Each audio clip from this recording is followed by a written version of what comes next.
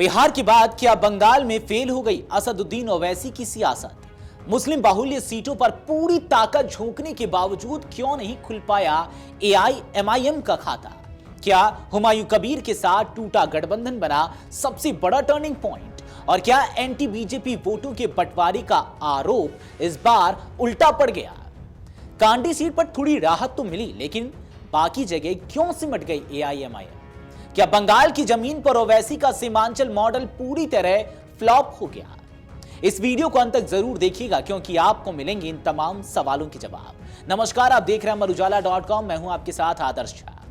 दरअसल बिहार में चौंकाने वाले प्रदर्शन के बाद पश्चिम बंगाल विधानसभा चुनाव में बड़ी उम्मीदों के साथ उतरी असदुद्दीन ओवैसी की पार्टी एआईएमआईएम को इस बार करारा झटका लगा है।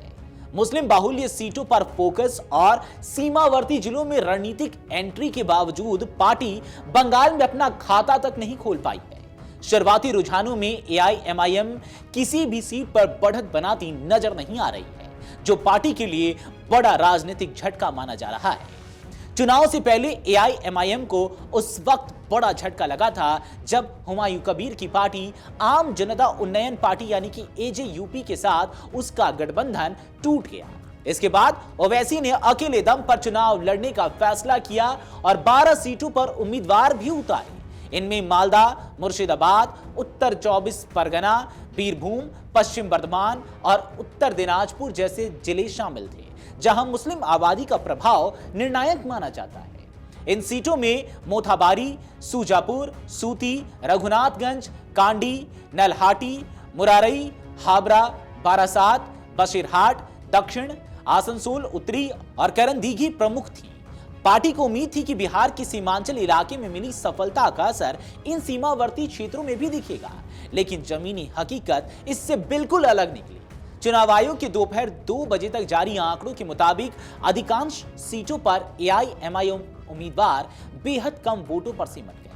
मोथाबारी में पार्टी को सिर्फ 995 वोट मिले, सूजापुर में 2500, सूती में 741 और रघुनाथगंज में करीब 1400 वोट ही मिल सके। हालांकि कांडी सीट पर पार्टी ने थोड़ी बेहतर स्थिति दिखाई और 11,000 से ज्यादा वोट हासिल कर दूसरे स्थान पर बनी हुई है। इसके बावजूद कुल वोट प्रतिशत महज 0.19% रहना एआईएमआईएम के लिए निराशाजनक प्रदर्शन को दर्शाता है। राजनीतिक जानकारों का मानना है कि गठबंधन टूटने के बाद एआईएमआईएम की चुनावी रणनीति कमजोर पड़ गई। हुमायूं कबीर की एजेयूपी जहां 2 सीटों पर बढ़त बनाए हुए है, वहीं उसकी मौजूदगी ने कई सीटों पर वोट का बंटवारा किया। इससे एआईएमआईएम को अपेक्षित समर्थन नहीं मिल पाया और वह मुकाबले से बाहर होती चली गई। चुनाव के दौरान मुर्शिदाबाद, मालदा और उत्तर दिनाजपुर जैसे जिलों में मतदाता सूची के विशेष गहन संशोधन यानी कि एसआईआर को लेकर भी विवाद सामने आया। एआईएमआईएम ने आरोप लगाया कि बड़ी संख्या में मतदाताओं के नाम हटाए गए, जिससे उनके संभावित वोट बैंक पर असर पड़ा। हालांकि चुनाव आयोग ने इन आरोपों पर स्पष्ट प्रतिक्रिया नहीं दी। ओवैसी पर एक बार फिर एंटी बीजेपी वोटों को बांटने का आरोप लगा, लेकिन पार्टी ने इसे सिरे से खारिज कर दिया। एआईएमआईएम का कहना है कि उनका उद्देश्य केवल अल्पसंख्यकों को एक स्वतंत्र और मजबूत राजनीतिक मंच देना है, ताकि वे अपनी आवाज खुद उठा सके। लेकिन इस चुनाव के नतीजों के रुझान यह साफ संकेत दे रहे हैं कि बंगाल में एआईएमआईएम की रणनीति फिलहाल सफल नहीं हो पाई है।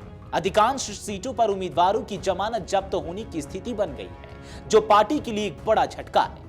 फिलहाल ये रुझान है और अंतिम नतीजे आना बाकी हैं, लेकिन जो तस्वीर उभर रही है वह एआईएमआईएम के लिए एक बड़ा राजनीतिक सबक जरूर साबित हो सकती है कि हर राज्य की राजनीतिक जमीन अलग होती है और वहां अपनी पकड़ बनाने के लिए सिर्फ पुराने फॉर्मूले काफी नहीं होते। एआईएमआईएम के इस प्रदर्शन पर आपकी क्या राय है, कमेंट सेक्शन में जरूर बताते जाएं। अगर आप ये वीडियो YouTube पर देख रहे हैं तो हमारे चैनल को सब्सक्राइब कर बेल आइकन दबाएं और Facebook पर देख रहे हैं तो हमारे पेज को लाइक करें।